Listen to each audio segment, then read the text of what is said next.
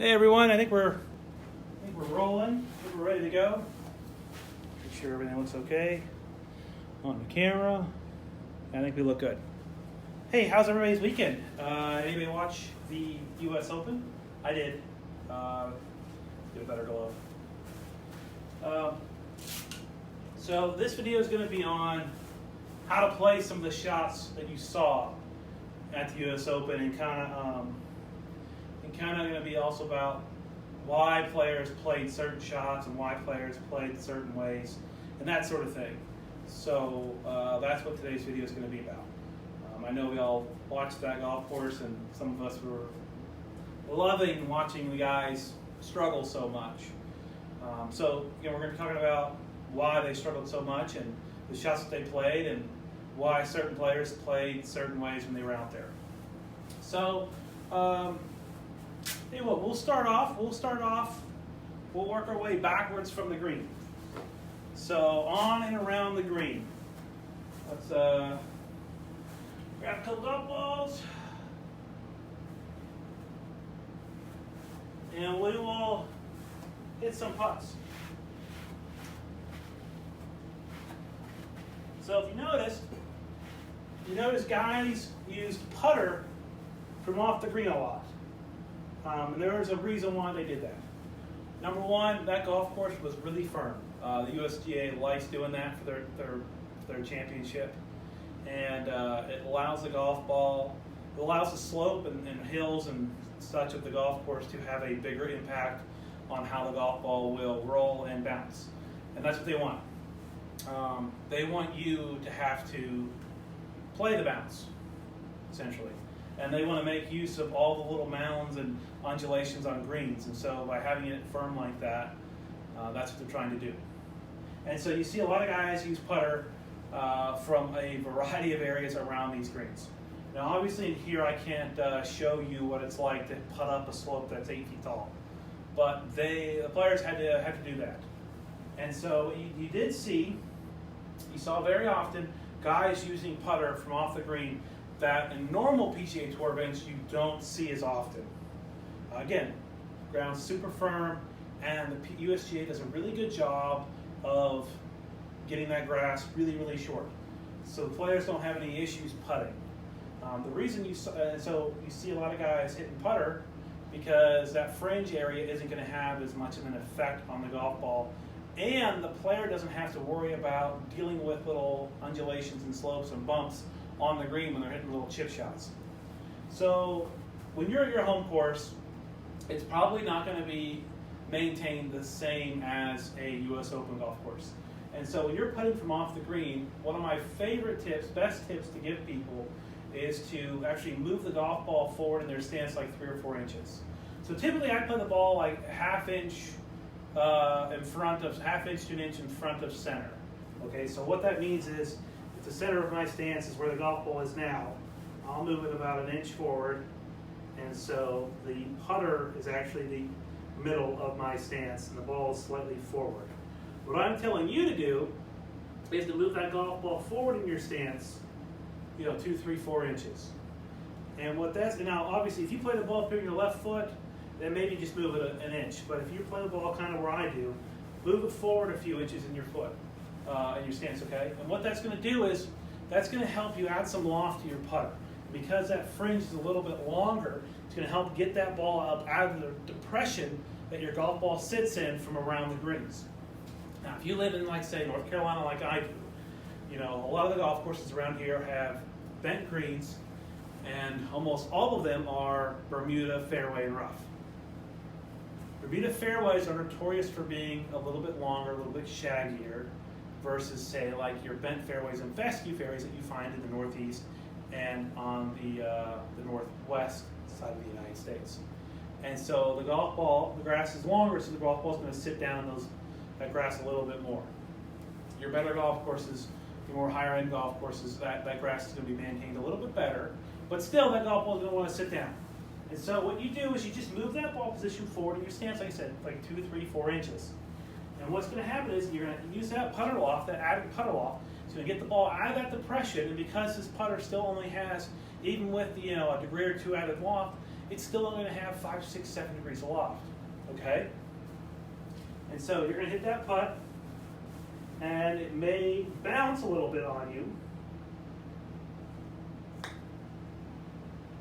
but that's okay. It's going to get the ball out of its depression and start rolling quickly, which is kind of what you're going for here. And again, that's why you saw players pull putter more often.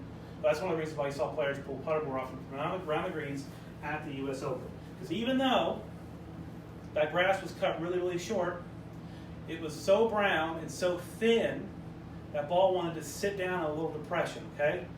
And just timing that wedge just right, because that grass is so close to the dirt, it was really difficult. And then timing, and then getting that bounce when it lands on the green right, it was just a lot of variables that players just didn't really want to have to deal with the pressure of the entire situation to begin with. So again, move that ball position forward in your stance a little bit, and then you just make your normal putting stroke, okay? And just hit some putts like that. It's a really easy drill or really easy thing to implement into your game. It's not hard.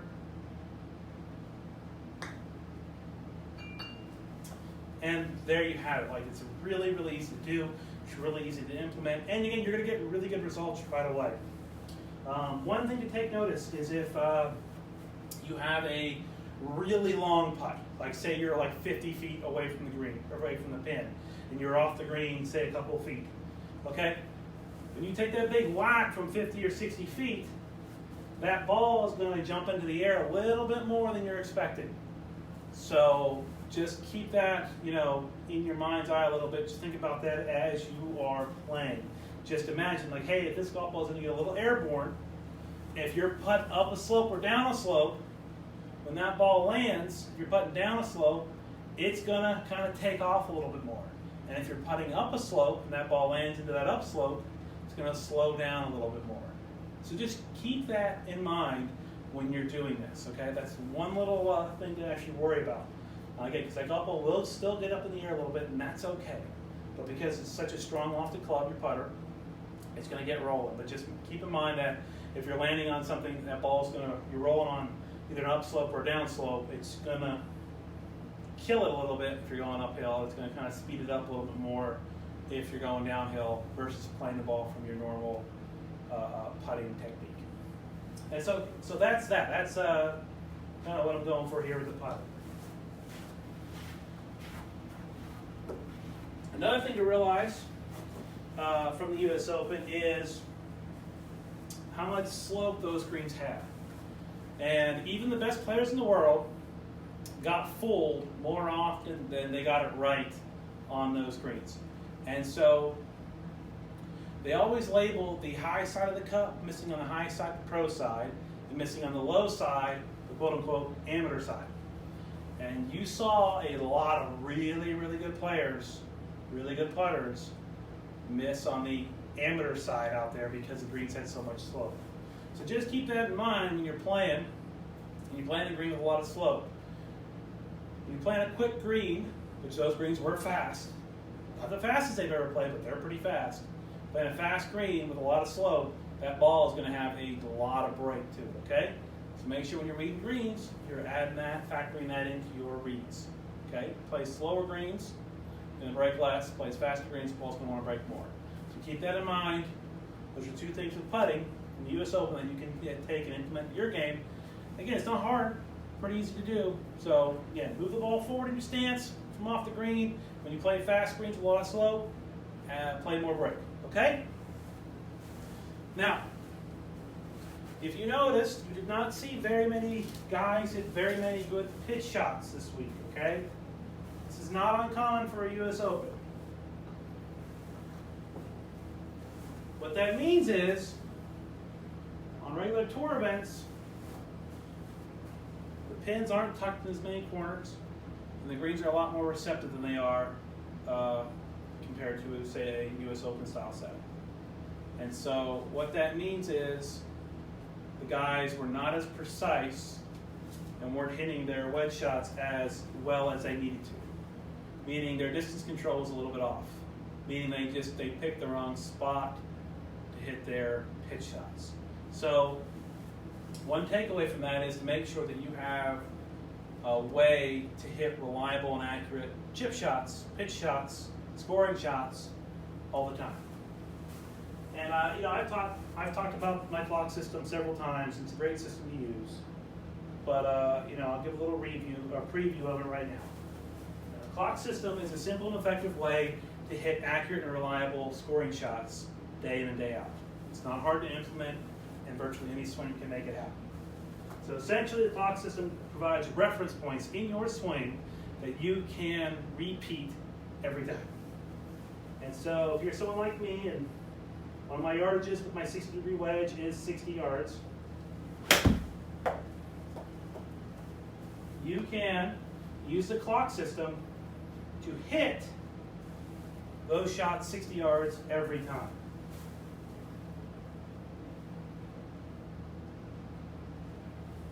Let's make sure everything is okay with the flight scope today.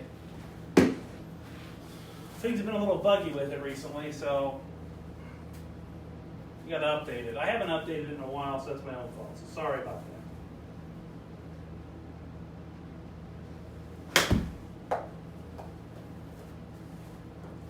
So, again, we're going to try and hit a shot here. 60 yards. 60-yard pitch shot. Here we go.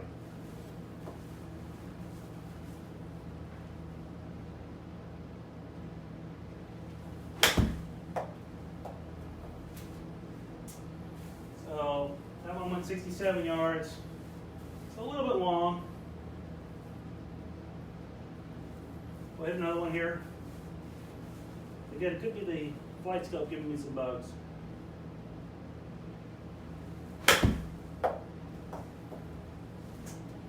Sorry. As you can see, a bunch of these just aren't registering. Not sure why they're not coming up, but they're not coming up.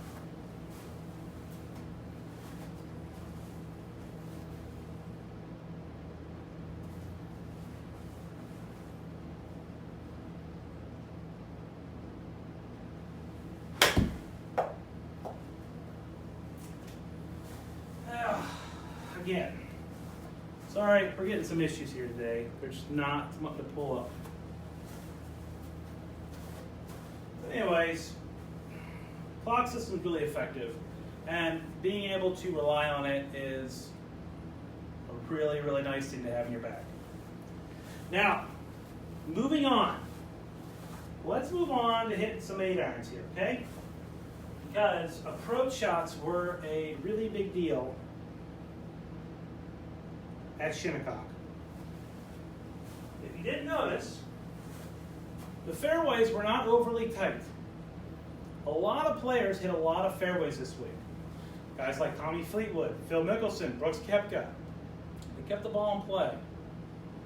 Shinnecock wasn't set up to be intimidating off the tee. It was set up to be actually pretty simple off the tee. Wasn't very many blind shots. There wasn't very many tight spots that guys were hitting tee shots into. There wasn't any forced carries that these guys couldn't handle. Okay, so it wasn't set up to be intimidating off the tee. Where it was set up to be intimidating was on your approach shots. Shinnecock has greens, but their effective use of the greens was actually considerably smaller than what you could see. So visually you'd see the green, but in reality, you'd have like 3, 4, 5 feet less of green to use on all sides, okay? So that green was effectively 10 feet more narrow side to side and front to back, and in some cases, a lot more narrow side to side and front to back. And so what you saw there, you saw guys, because the greens were so firm, trying to hit shots really high in the air so the ball didn't release. So if I hit a normal shot here, okay, I'm just going to hit a normal 8-iron, right? So set up, nice comfy little 8-iron.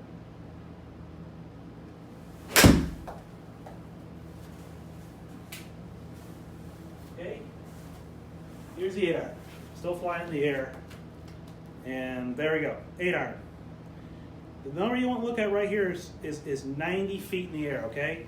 90 feet, that's what we're looking at. you were seeing guys on average, well, I shouldn't say on average, but you were seeing the guys that were hitting the good iron shots into that 115, 120 foot apex. Those guys don't normally hit the golf ball that high. However, they were doing it at Shinnecock because they had to stop the golf ball because they couldn't put enough spin on it to stop it. So when you want to hit the ball a little bit higher, what do? You can move the ball about an inch forward in your stance, focus on staying centered, and kind of sweeping the ground a little bit more versus hitting down on the shot. You're still going to hit down the ball, which is okay, but what we're going to do is we're going to focus on this number here and my attack angle of attack over here. Those are going to be the two measurements that we're going to be focusing in on. So an 8-iron for me is pretty much right in the center of my stance. Remove the ball an inch forward. We're going to focus on staying centered and keeping my head kind of behind the golf ball through impact.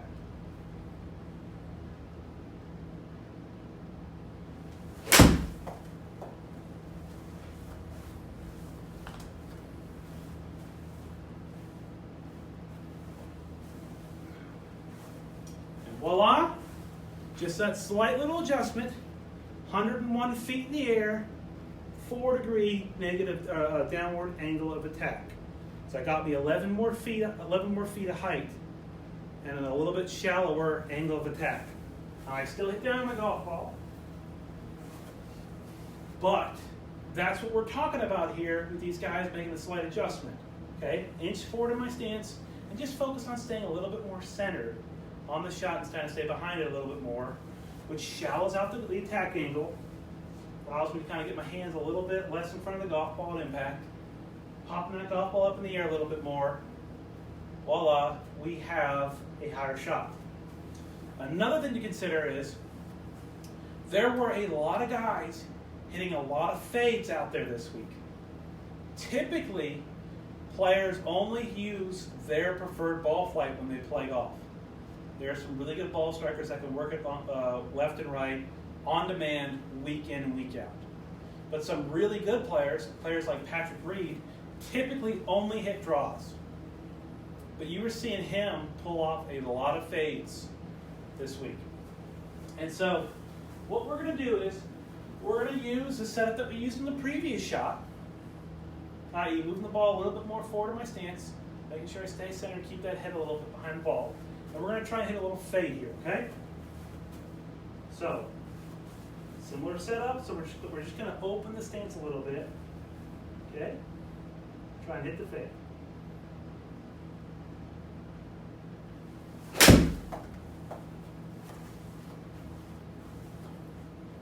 So that ball stayed pretty straight. But look here.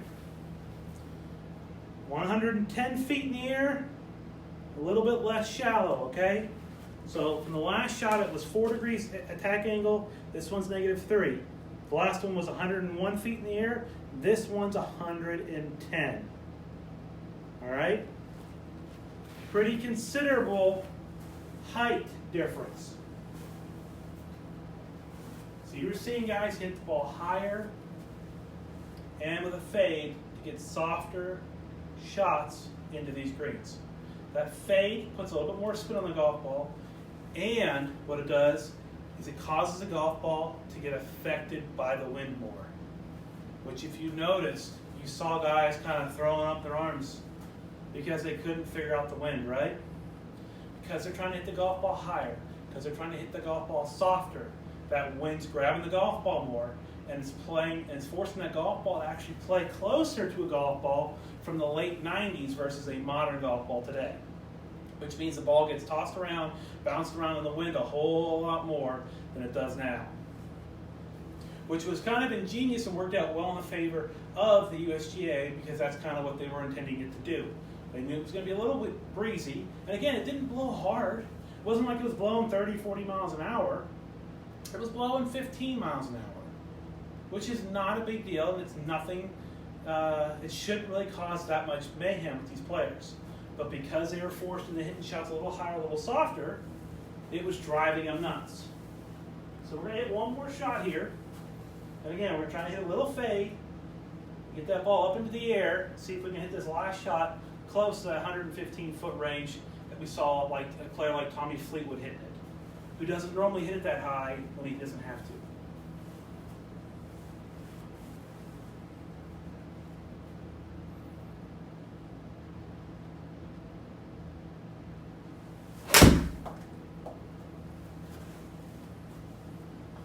Yep, perfect little fade. So before I show you the numbers,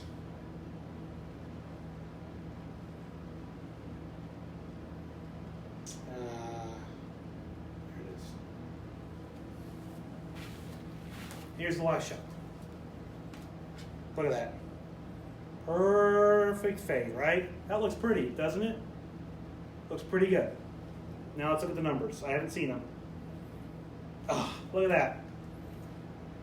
117.9 feet in the air, 2.4 degree attack angle, negative 2.4 degree attack angle. That's what we're going for here. Okay? That's the change these players had to make to play Shinnecock. And that's why you saw them scratching their heads, throwing their arms up in the air, because that's what they had to deal with, okay? They had to make a drastic change to their normal play. They had to think every shot a little bit more. And they had to step outside their comfort zone on virtually every shot, which is exactly what the U.S. Open's meant to do to the players. Your winner this year was Brooks Koepka at 1 over par. Yes, the golf course got away from him Saturday afternoon, and that was unfortunate, and it really hurt a few players, like Dustin Johnson. It really, really hurt him. But overall, USGA, I thought, did a pretty good job with that golf course. It's really, really hard to do what they do when you have things like weather, different grasses, and the best players in the world. You're juggling all this stuff, okay? It's really hard to fine-tune things like they're trying to do. But a winning score of 1 over par, Tommy Fleetwood shooting 63 on Sunday, USGA across 4 rounds overall did a pretty good job of getting it right. And they challenged players, and it showed, okay? 1 over 1. And so, essentially, putting, your approach shots, those are the 2 main things that you saw players have to constantly deal with. Now, off the tee, we haven't hit any tee shots in here. I don't know if we want to. Let's check the time. See how we're doing on time.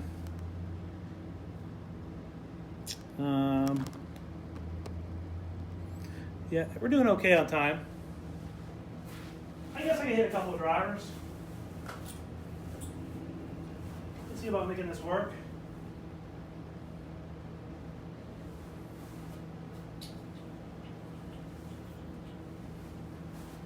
Okay, I haven't hit any drivers this week for last couple of days because I was watching the Open.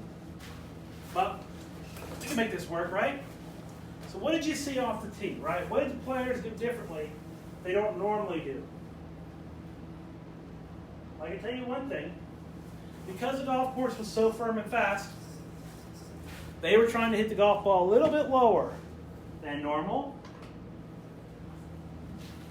Okay, so they're trying to hit the ball a little bit lower than normal, as flat of a ball flight as they could, because they knew that they didn't have to carry the golf ball a long way like they did, say, last year at Erin Hills.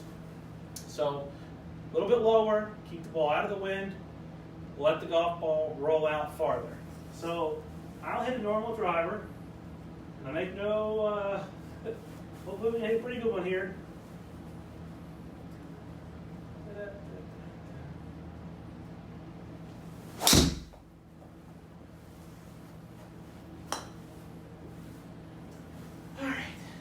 Too shabby, right? So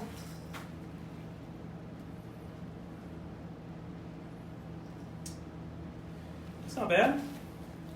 282 in the air, 108 mile an hour golf club head speed, so a little slow. I'm sorry, I'm not like super warmed up yet, but a little slow. But 282 carry, my attack angle is always really good. 120 feet in the air, spin rate at 2,000. So that's like saying, that's about what I normally do, okay? I usually carry the ball between 280 and 294. So that's pretty much how I do things. So you're seeing guys hit the ball lower to the ground, right? That's what I was seeing guys hit too. So I'm gonna have to do some surgery here on this tee. So bear with me. What you were seeing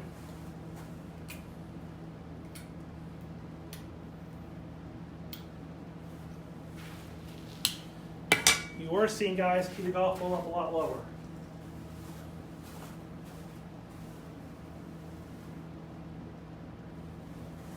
So voila, golf ball teed up lower. And so that teeing up lower is going to prevent guys from having the positive attack angle that they normally have. They're going to want to have a little bit more level of a swing, try and flatten out that golf ball a lot more. Now you noticed in my shot,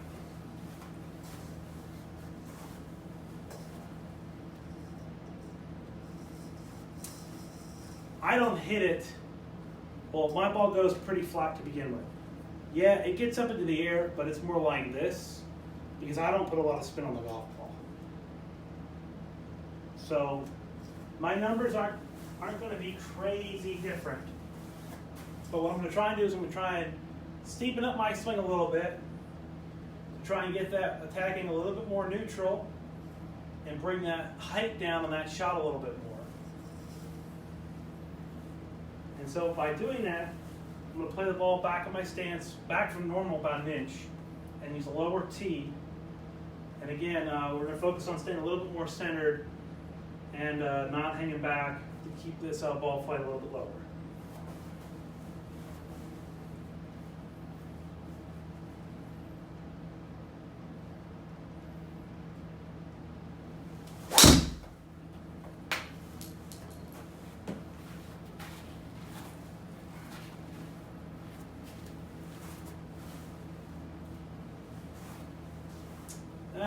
Well, didn't really work, but I tried. So, 132 feet in the air. Back angle was a little bit less, but yeah, didn't really get the desired results we were looking for. We'll try it one more time. Essentially with my spin rate at 2,000 RPMs and hitting the ball 120 feet in the air, the wind isn't going to have a crazy amount of effect on my golf ball just because it's just not spinning enough. And that's kind of what you're going for here. From the numbers that I was able to get from watching golf on the TV, those guys were hitting shots that spun around 2,400 RPMs, which at 400 RPMs is considerable in terms of the wind affecting the golf ball a little bit more. So we'll just try this one more time.